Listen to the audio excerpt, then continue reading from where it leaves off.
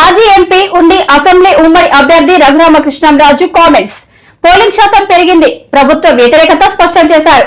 ఉద్యోగుల వ్యతిరేకత ఉంది, వైసీపీ ప్రభుత్వం పతనం తప్పదు. ఎన్నికల ముందు జగన్ బ్లేఫ్ మాస్టర్ గా వ్యవహరించారు అని అన్నారు. తిరగబడితే ఆ ఎలక్షన్లో నెగ్గిన దాఖలాలు అయితే 100% కూడా లేవు. ఉద్యోగస్తుల వ్యతిరేకత ఉన్నప్పుడు కారణాలు ఏంటో మనం ఓపెన్గా మీడియాలో మాట్లాడుకోక్కర్లేదు, కానీ కారణాలు కూడా అందరికీ తెలుస్తాయి.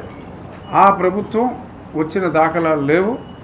ఈ రెండు కారణాలని మనం కలుపుకుంటే 100% ఫుల్ ప్రూఫ్ జగన్మోహన్ రెడ్డి అనే వ్యక్తి రాజకీయ చిత్రపటంలో ఈ ఎన్నిక తరువాత ఉండటం అన్నది జరగదు.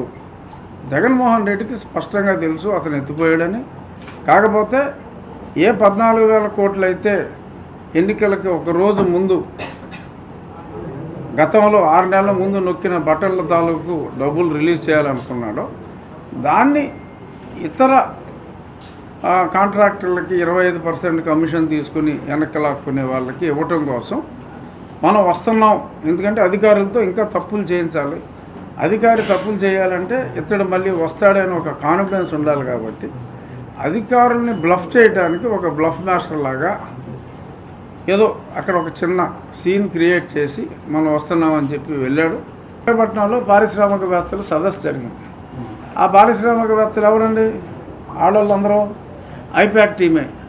మహిళా పారిశ్రామికవేత్తలు అంటే వాళ్ళే.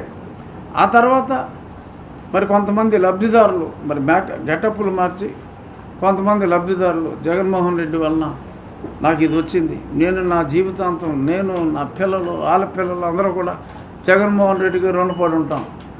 ఆయాష వేసింది మళ్ళీ వీళ్ళే.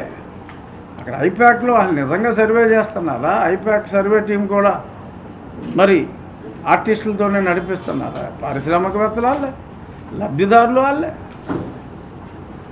సర్వే చేసేది వాళ్ళే. దీన్ని బట్టి అదంతా ఒక డ్రామా కంపెనీ. ఏంటి ప్రమాణ స్వీకారం చేస్తానంటున్నారు, అది ఇది అని చూద్దాం. నాకు తెలిసి నేను నిన్నే చెప్పా, విశాఖపట్నంలో అంటూ వాళ్ళు సరదాగా అసలు ఆ రోజుకి అసలు 4వ తారీఖు తర్వాత జగన్మోహన్ రెడ్డి ఎక్కుంటాడో ఎవరికి తెలియదు. ఒకవేళ 1వ తారీఖు వస్తే చాలామంది అనుకునేది ఆయన లండన్లో జిమ్ చేస్తూ ఉంటే కాలు బెనుగుతుందని, సో వేరే హాస్పిటల్కి వెళ్ళి కొంచెం టైం తీసుకుని 5వ తారీఖు తర్వాత 4 రిజల్ట్లు తేడాగా వస్తాయి. ఆ తర్వాత మరి ఎక్స్టెండ్ చేసుకుంటారా ఏం చేస్తారో తెలీదు. ఒకవేళ వస్తే 5వ తారీఖుకి మళ్ళీ ఆయన బెంగళూరు వెళ్తారా, మళ్ళీ సిబిఐ కోర్టులో పర్మిషన్ తీసుకుని ఫారెన్ వెళ్తాడా?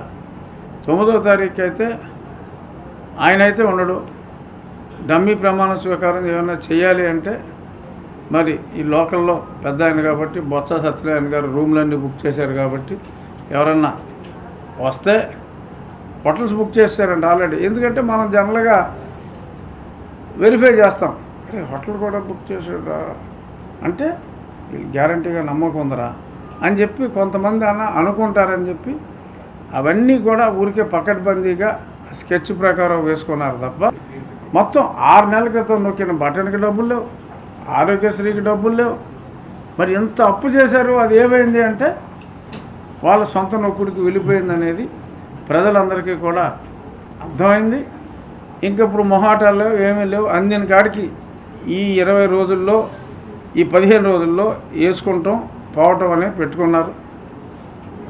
చీఫ్ సెక్రటరీ గారిని ఇప్పటికైనా మార్చాలి అనేది మా డిమాండ్.